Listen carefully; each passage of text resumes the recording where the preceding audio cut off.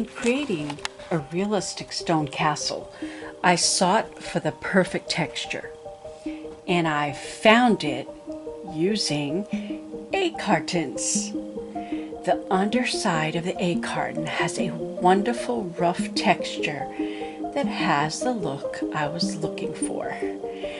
But this did mean a lot of hand cutting with scissors.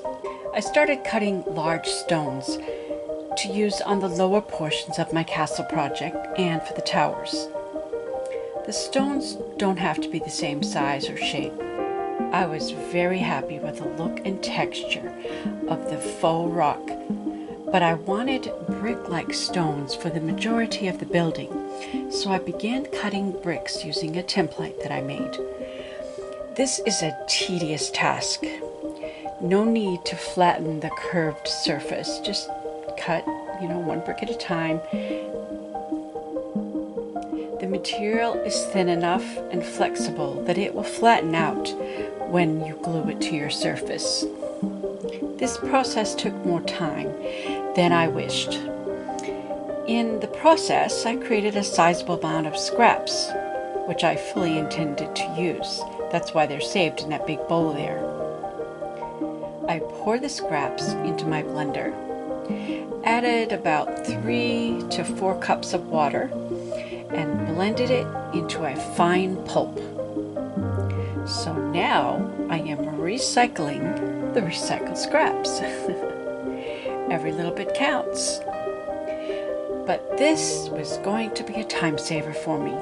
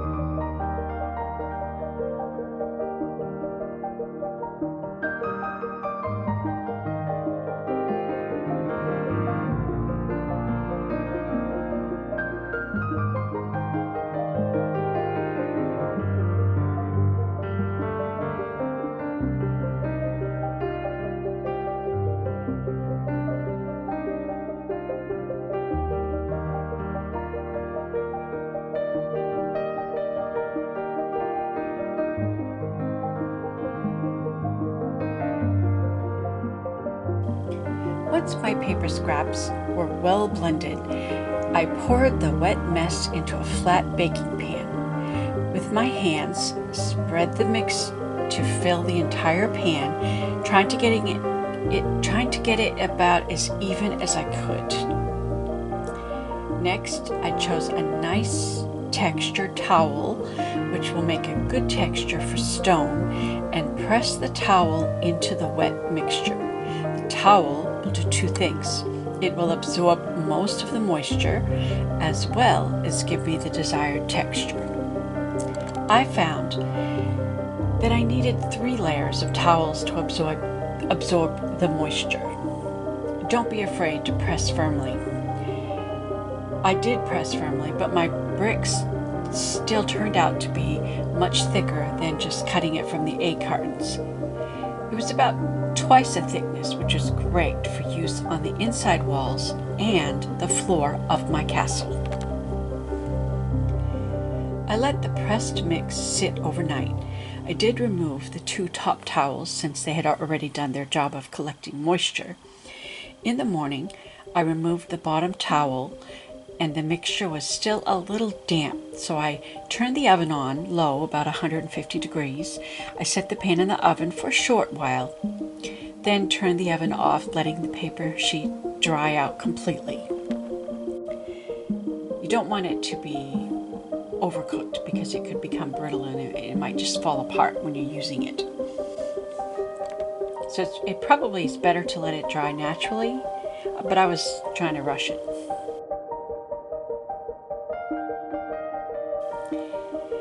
The best part about this is that now I can measure and draw straight lines.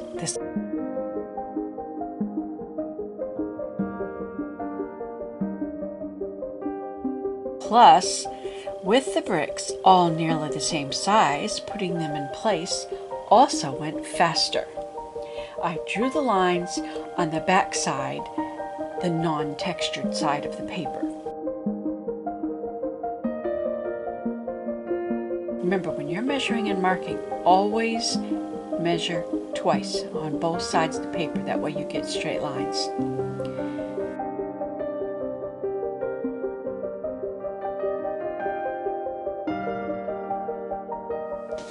Also enabled me to use my mat cutter to cut strips, saving me more time.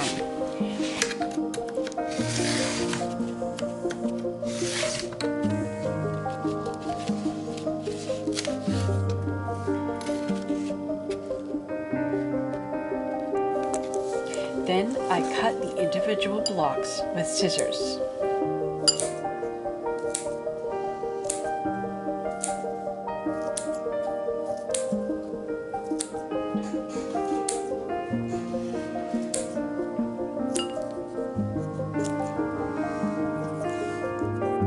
That large bowl of scraps made this bowl full of bricks. I ended up repeating this process a second time because I needed more bricks. No problem. You can lay the bricks in any pattern you choose. This is one of my favorite brick patterns that I like to use. I did this on the floor of my castle.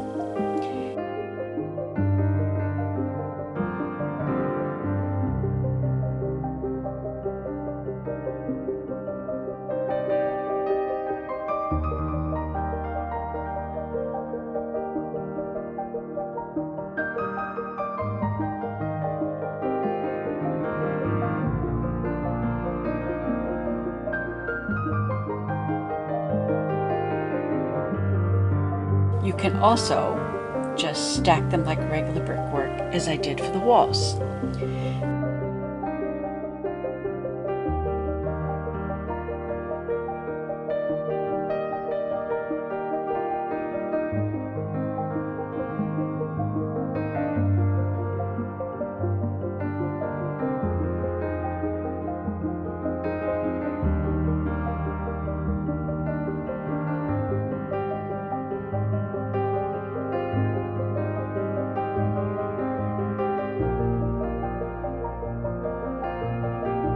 But just like any mason, you always have to check the space, potentially cut the bricks to go around windows, doors, or fit in corners.